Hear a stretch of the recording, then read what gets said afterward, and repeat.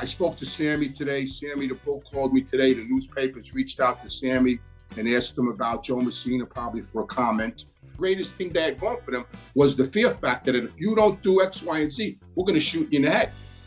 And so they were shaking down drug dealers. I mean, they had the whole city on lockdown.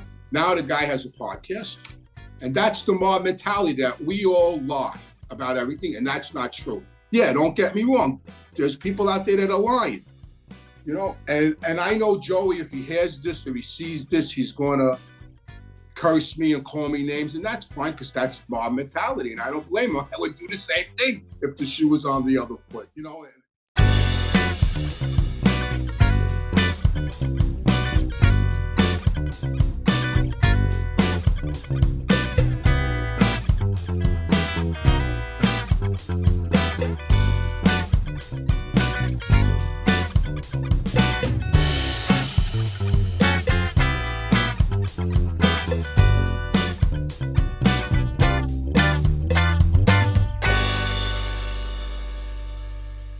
Hello, everybody. My name is Anthony Ruggiano Jr., and I want to welcome everybody to Reform Gangsters. If you like our content, please hit the subscribe button and ring the bell. And please become a Patreon member, you know, and get weekly access to questions about the American Mafia history. You know, I look forward to having you come on.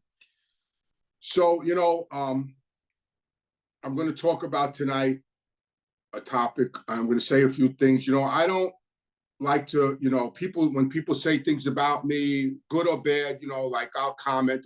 I don't want to mention people's names that have other shows, and, you know, people that's knocked me, I don't, you know, I don't knock them back. I don't mention their names or their shows. They know who they are.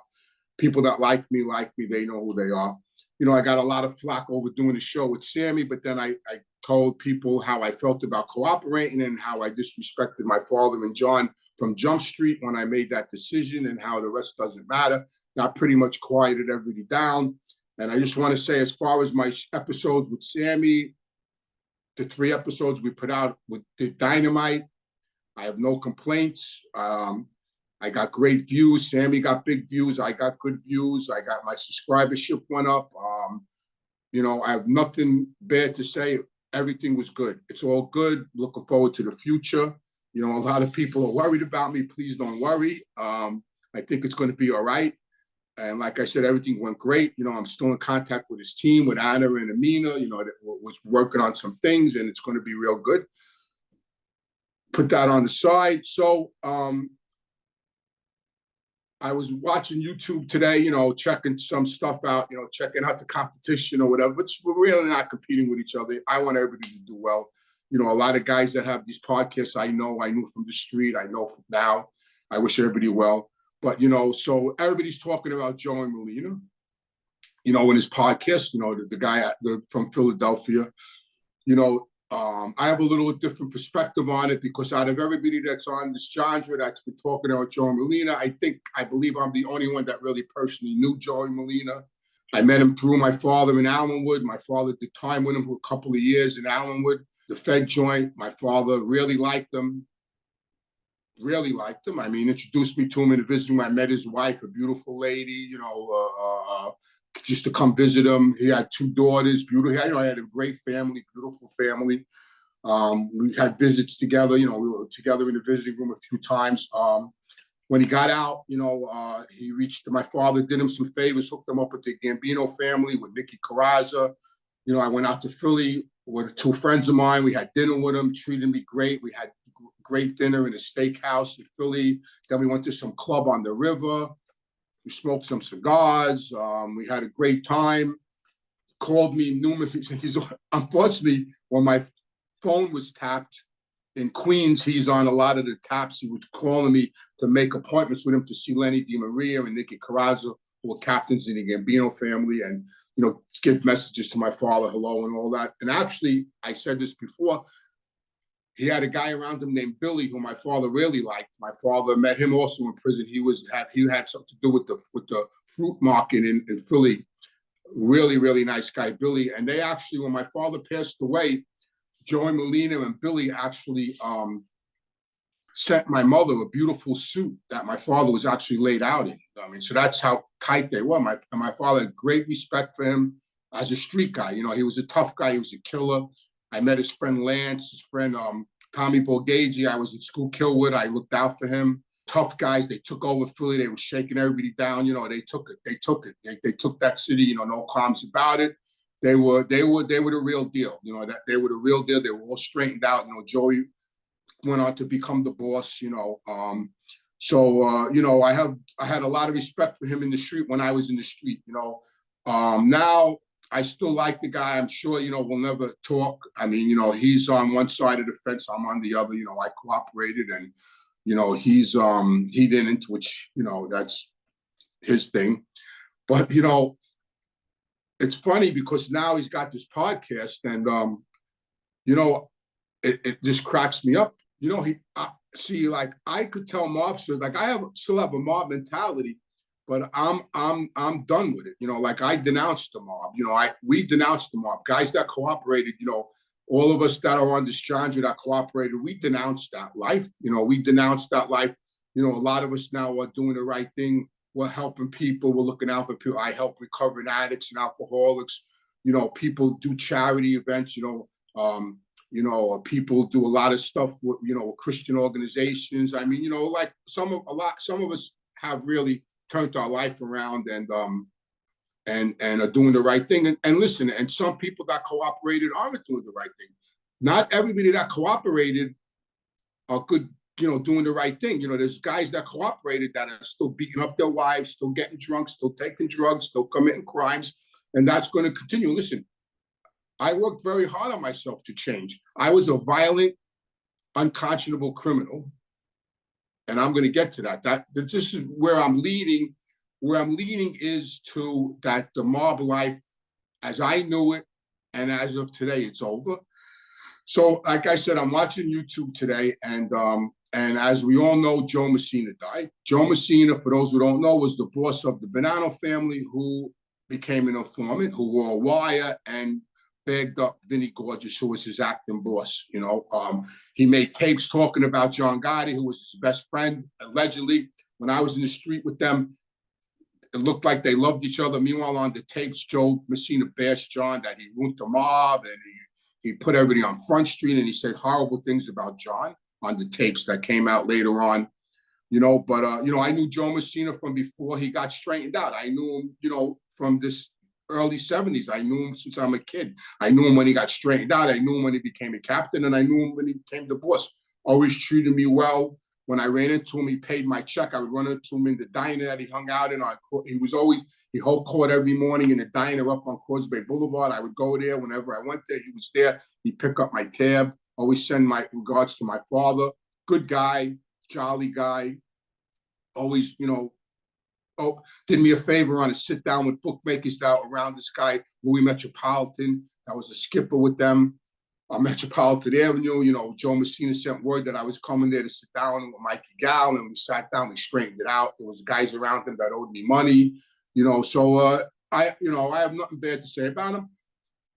So today, you know, so he died. He died yesterday, the day before, in the witness protection program. He was 80 years old. He passed away.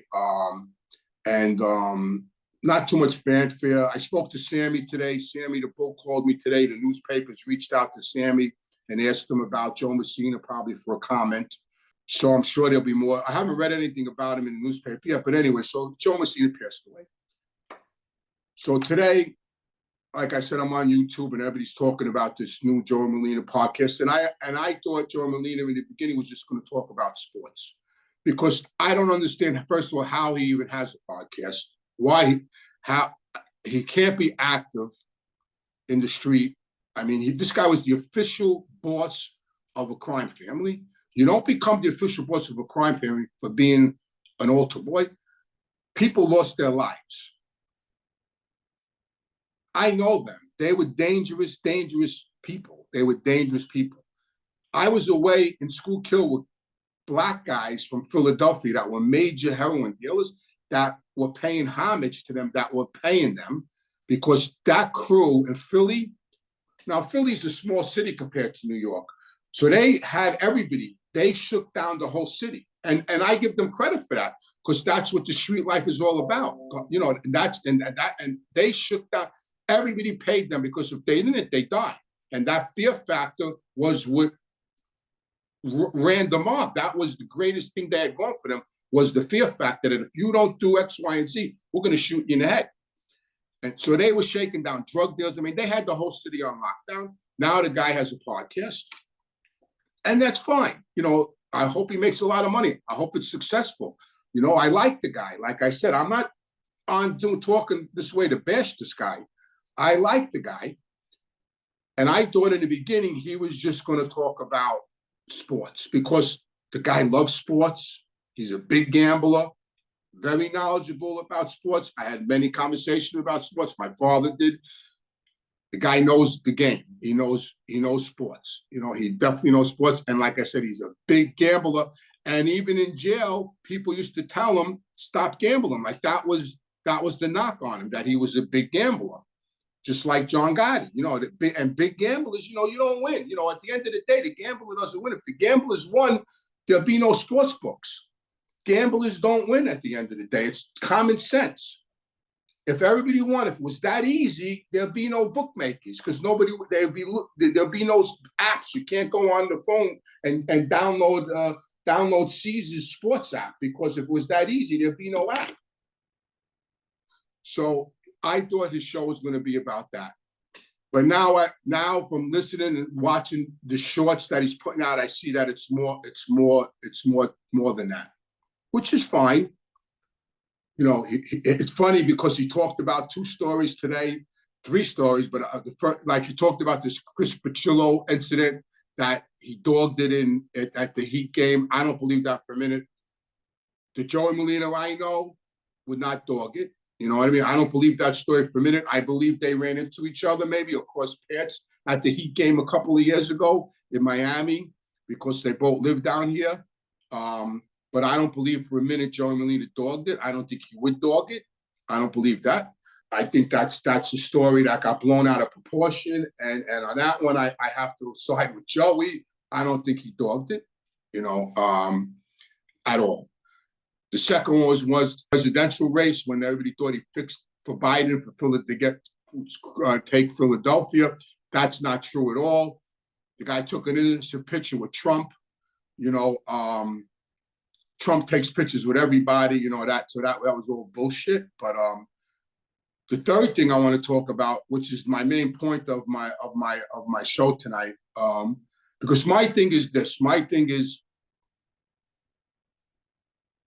I have to lead by example, you know what I mean? Like, and I want to put out there to the kids in the cities, to the Italian kids, especially in the cities in Bensonhurst and Ozone Park and Staten Island and all the boroughs and all the cities, Chicago, Boston, wherever there's mafia, still to this day. And the kids that are on the fringes of it and hanging out and want to be associated with it, it's over. First of all, it's over for one reason, that a guy like Joe Molina has a podcast, which is ridiculous. I mean, and what I want to say also is, so today, the third thing he talked about was his co-host, who I don't know, some kid that looks at him with a big smile on his face, like, you know, he's the greatest thing since apple pie, which really. And I like Joey. Joey, I like you, but you're the devil. We were devils, you know, and the guy's sitting next to the devil, you know, and Joey's still in the mob mindset. And how I know that is by how he talks. And, you know, and if I was still in the street, I would be in the same mindset and I would be saying the same things. I'm not saying he's wrong. That's his mindset. He's still in the street. He didn't cooperate. He's still in the street. I don't believe he's active, because he has this podcast, but he still has that mentality of that mob mentality. And every word out of his mouth is them lying rats. And that's the mob mentality, that we all lie about everything. And that's not true. Yeah, don't get me wrong. There's people out there that are lying. Me personally, I'm not one of them. I signed a contract, the government, that I had to tell the truth. And if I violated my contract, I would have got life. And believe me, the government knows everything. If you lie, and you get caught in that lie, you're finished. And they know everything. When I profit with them, they knew shit I forgot. They know everything. And that's the mob mentality. And I'm okay with that, because if I was in the street, I would feel the same way. Them lying rats, because that's what I would have to say when I get indicted for crimes. You know, when I first got indicted, before I cooperated, I told the FBI, I did the same thing. Them lying rats that got me indicted. You know, what do you got? Crackheads that are testifying, you know, went to the grand jury. You know, and that's fine. That's the mob mindset. But what I want to talk about is the next remark he made. So the guy, his co-host, tells him Joe Messina died. He turns around and he tells the co-host, oh yeah, that fat rat died. Fuck him. That's one for the good guys. That's what I want to talk about. We were not good guys. And this is what I want to put out to the kids out there that are listening to these podcasts, that are in the street right now, that have that mentality, that think the mob is all that, and that, you know, listen, Joe Molina's a personable guy. He's got a great personality. He's funny. He's fun to be around. He's a sport. He's a spender. He's a partier. You know, he's got charisma, and that's attractive. I mean, I loved being in his company. The one night I went out with him, I had a great time. I loved being in his company. And if I was in the street and I didn't cooperate, I would have probably became really good friends with him. You know what I mean? Because I like being in people like that's company. I loved it. And where did it get me? Where did it get me? It got me 14 years in prison. It got me 2 failed marriages. Where did it get me? So my point, so now that rat, that's one for the good guys. So my message is, we're not good guys. We were murdering, drug dealers, womanizers, extortionists. We were not good guys. You know, I was not a good guy. I was a violent criminal. My daughter told me I was my daughter read about me and those things about me. She looked me one night in the eye and said, you were a violent criminal. And I was a violent criminal. I was not a good guy. People that are in the street committing crimes are not good guys. So to say that's one for the good guys, that's mob mentality. That's all that is. That's mob mentality. But my message is that they are not good guys. My father was not a good guy. He was a good father. He was a good brother. He was a good son, but he wasn't a good man. He was a killer. He killed people. He killed people because someone told him to do it. And he believed that that was okay. Joe Molina's crew, they killed people. They sold drugs. We all did. We all womanized. We all had wives and girlfriends. We lived a crazy, crazy life. We were not good guys. By Joe Messina dying is not one for the good guys. It's one for the good guys with that mentality. And that mentality is wrong. It's not the way people are supposed to live. Killing somebody in the morning and then going home and having dinner with your children and your wife and thinking it's okay. People that shouldn't live there. Telling your son to go kill somebody shouldn't be okay. My father got mad at me because I went to kill somebody that he wanted me to kill. He got mad at me because I said no. That's not a good guy. You know, and I know Joey, if he hears this or he sees this, he's going to curse me and call me names, and that's fine because that's mob mentality, and I don't blame him. I would do the same thing if the shoe was on the other foot, you know. And so my message is, it's over. The American Mafia is over, and I know people are interested in the mob stories, and I got a lot of mob stories, and I'll, you know, and I'll be talking about them, and I'll answer questions, but you know. But for the kids out there, for the Italian kids out there that are in the streets right now in the boroughs of New York, stay away from them. It's over. When a guy like Joe Molina, who was official boss of a family, has a podcast, come on. And I wish him well. I wish him well. You know, like, you know. But I don't think he should come out with that mob mentality. You know. And then he said another thing, and this I'm going to tell him. I'm going to say this because, and I'm going to end with this. So my message is, the American Mafia is over. It's not what it used to. It's not over where it's extinct. Don't get me wrong. It's never going to be extinct because people, you know, it's never going to be extinct, but it's not what it was. It's not the same thing as it was 30 years ago. Because 30 years ago, Joe Molino would have got killed if he had a podcast. You know what I mean? We would have been killed. They would have hunted us down and killed us. You know, it's not what it was 30 years ago. That's for sure. And so, you know, whoever's out there now, stay away from them. You know, and another thing, and I just want to end with this. Like I said, I didn't do this tonight to bash Joey Molina because I liked him. I still like him. But he's got that mob mentality with, you know, lying rats and I'm going and all that stuff, which is fine. I would feel the same way if I was him. Like I said, I gave up my mob card a long time ago when I cooperated, and you know, I have to live with the aftermath of that and the guilt of that. You know, my father, I'll deal with that in the afterlife or whatever if I see my father again. But I want to end with this. Another short I saw of him talking about informants. You know, he doesn't call us informants, he calls us rats. You know, that's the mob. You know, that's fine. I would do the same thing. He said something to the effect where the guy asked him about informants, his co-host, and he said, I'm going to expose all them rats. I'm coming for you, rats. I'm coming for you. I'm going to expose you and the government about that you've got a license to commit crimes. Well, I just want to tell him one thing, and this is from his friend Fat Andy. Remember one thing, Joey. Fat Andy said to me a long time ago that the real mafia is the government, and because they wrote the book on treachery. So be careful about going after the government, because remember, that's the real mafia today, and they wrote the book on treachery.